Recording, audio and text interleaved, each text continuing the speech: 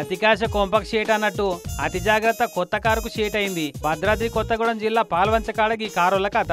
ఇగో car bonnet గరమై లోపల తలగబడుతుందని water plant కాడోళ్ళు bonnet మీదికి లేపిర్రు.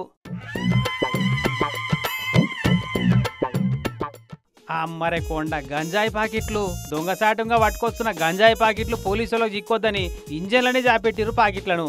అసలే అది ఎండు గంజాయి ఉంటదా ఇక ఇంజన్లో ఉట్టి అగడుకు మంచిగా అంటుకొని పొగలు లేచినాయి. మనుషులు తాగవలసిన గంజాయి కారే తాగేసింది. మొత్తం లోపల హీట్ ఎక్కువై మంటలు లేచినాయి. దెబ్బకే కారును వాటర్ ప్లాంట్ కాడికి పట్టుకొచ్చి మీదికెళ్ళి నీళ్లు కొట్టిద్దామని చూసిరట లోపల ఉన్న ముగ్గురు. కానీ బానెట్ లేపంగానే అవపడ్డ సీన్ చూసి షాక్ అయ్యారు అంతా. కారు బాడీ డ్యామేజ్ అయ్యి కరిగిపోతున్నందుకు కాదు, గంజాయి పొట్లాలు అవపడ్డందుకు. వెంటనే పోలీసు వాళ్ళకి ఫోన్ కొడితే ఆయనతో ఏడ పట్టుకుంటారు అని చెప్పి కారు ఇడిచిపెట్టి పారిపోయారు ముగ్గురు. 2 మొగోళ్ళు 1 ఆడమే ఉన్నారు ఈ ముఠాల.